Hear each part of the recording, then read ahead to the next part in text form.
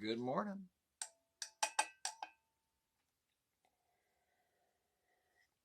This thing works too well.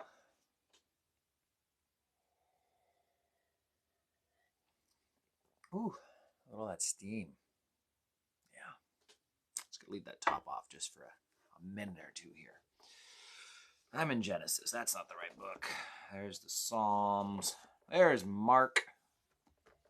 All right. San Marqueo. Chapter 13. Then, as he went out of the temple, one of his disciples said to him, "Teacher, see what manner of stones and what buildings are here." And Jesus said to him, "Do you see these great buildings? Not one stone shall be set or left upon another that shall not be thrown down." All right. So if you are a note taker, it's probably good to have Luke 21 and Matthew 24 referred to right there at the top of your chapter. So I'm going to take a moment here and flip backwards to Matthew chapter 24 and flip forwards to Luke chapter 21. And I'm going to propose to you at least what I believe is the truth of these passages, which is that Matthew and Mark record something different from Luke. And so we have to start with this very beginning. He's walking out of the temple, and he says, "Not one stone shall be upon another." Now over in Matthew, it says, "Then Jesus went out and departed from the temple, and his disciples came up to show him the buildings of the temple. And Jesus said to them, 'Do you not see all these things? Surely I say, do not one of these stones shall be here upon another that shall not be thrown down.'" Okay, we're looking the same here. Luke 21. Now Luke 21 starts with the widow's mites. We saw that at the end of Mark 12. So it says, verse 5, "Then as some spoke of the temple, how it was adorned with beautiful stones and donations, and he said, 'These things which you see, the days will come when not one of the stones shall be left upon another, that they shall not be thrown down.' So they asked him," continuing to read in Luke, "so they asked him, saying, 'Teacher, when will these signs be? What are the signs?' And so he begins to talk to the people who he was talking to with the stones. But I think one of the first signs that there's something different going on in Matthew and Mark is, notice what it says in verse 3 of Matthew. "Now he sat on the Mount of Olives, and the disciples came to him privately." Okay. Now, Mark, now as he sat on the Mount of Olives opposite the temple, so he's already walked down from Moriah and up Olivet, right? And Peter, James, John, and Andrew asked him privately, "What will the signs of these things be?" Now back in Luke 21, we look in verse, what am I looking for? I'm looking for 30. Aha. And so at the very end of the sermon, "And in the daytime he was teaching in the temple, but at night he went out and stayed at the Mount of called Olivet." And the idea was, it's wrapping up that story. It was the daytime as he was teaching at the temple, and then that night he went and stayed out at Mount of Olives. So it seems that Luke is a sermon he gives,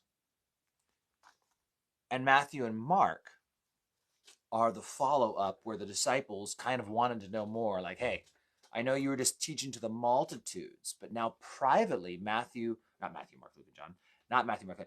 James and John, Peter and Andrew, they come up to him and they want to know a little bit more in depth. Can you tell us more specifically? Like, tell us about this stuff."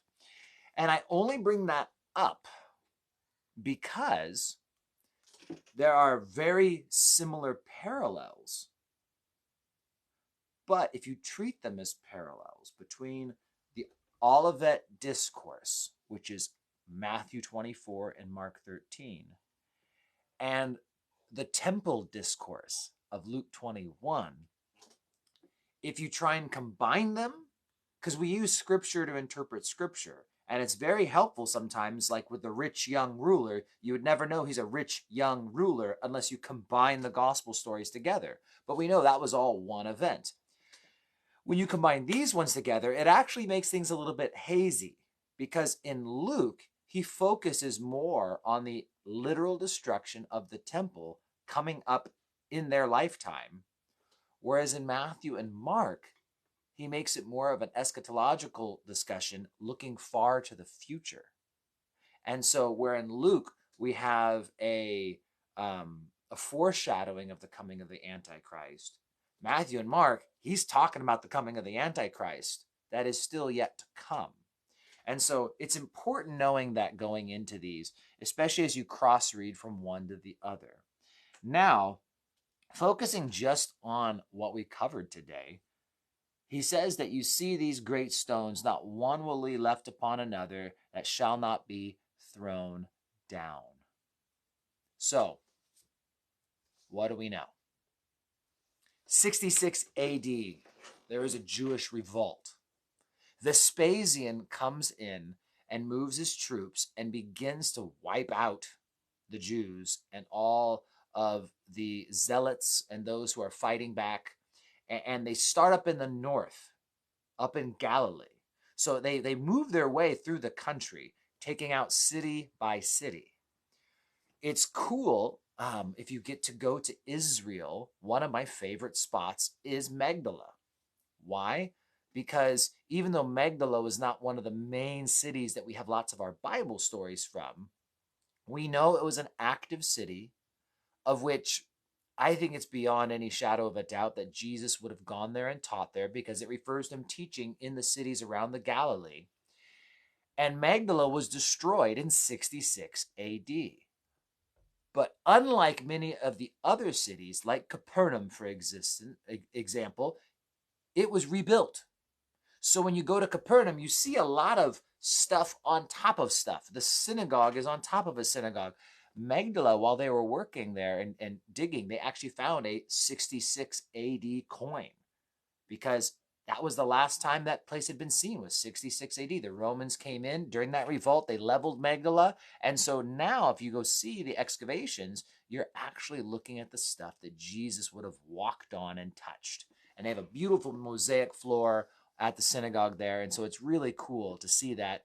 And when no one's looking, reach over and touch it and think, hey, Jesus could have stood, right where I'm touching. That's cool. And there's not a lot of places you can do that, where you know that this is the same floor that was there in the time of Jesus. So, 66 AD. Now, they make their way to Jerusalem, and they have a 1-year siege or so on Jerusalem, and they spend a good amount of time there. There's a really cool video on YouTube, channels called Invictus, and they do a great job of taking, it's about an hour long or whatnot, taking you through the whole war. Now, by this time, Vespasian actually travels back to Rome to take over and become Emperor Vespasian. And so he has his son Titus take over. So Titus is now the guy besieging Jerusalem. And they begin to take the city piece by piece. There's the upper city, there's the lower city, there's the temple. And the temple was the final holdout. And because it was a big fortress, so it was very hard to take. And so they finally take the temple, and Titus had given the order to not destroy the temple. They were going to keep the temple. And so they wanted to keep the temple, and they wanted to, preserve it. But there was, there's haziness to exactly how the details unfolded, but there was a riot and there's people inside. And so some of the Roman soldiers or someone, they threw torches in and they set the temple on fire. So if you recall, or if you ever watched a video, we did a video once, 3D video we shared, and I read the scripture as it describes Solomon's temple, and Herod's temple was similar to Solomon's. But inside the temple, it was inlaid with gold.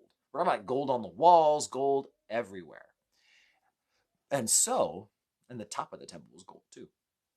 So when it caught on fire, gold melts. And the gold melted down, and the walls were covered, and so it melts into the cracks and crevices. And once the place was burned and melted, Titus was like, whatever, you guys can have at it.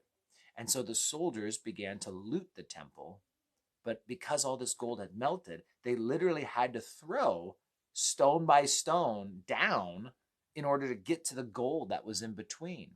Today, you can go to the Tyropian Valley, Cheesemakers Valley, and that's the valley that runs right up the middle of Jerusalem. And if you didn't really know about it, you probably going there, you would never realize you're in a valley, because over the years they filled it because there was two hills. Let's see, for you guys, it would be Moriah and Zion, and the Tyropian Valley down the middle. So they threw all the rocks down into that valley. And today you can go and you see the old temple stones still there sitting in piles. They haven't moved. And so Jesus, when he tells them that not one stone shall be left upon another, that shall not be thrown down, well, he was being very literal.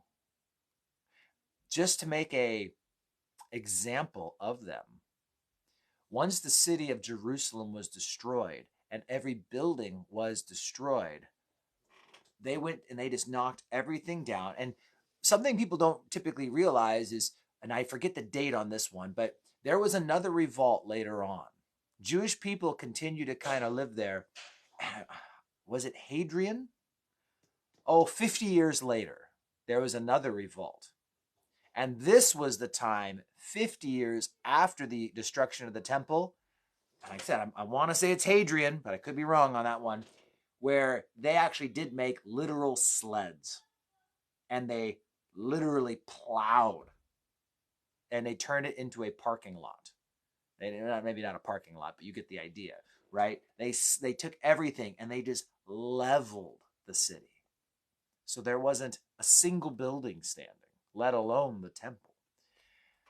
That's one reason why today Jerusalem is a fun place to visit, but it's also worth remembering that, there's really no buildings there. There's a whole couple different places you can go and see the upper rooms. And problem is there really aren't any upper rooms to see because all the upper rooms were destroyed. But Jesus told the future, and it played out just the way he said it would. And so that's one thing about the Bible, is that history is his story. And so you go through the Bible and there's all sorts of prophecies like this. And just like Jesus' prophecy about the temple came true, very literally, the exact way he described it, as we continue through Mark 13, we're going to find that all of the prophecies of this book are going to come true literally in the exact way they're described. They're not symbolic.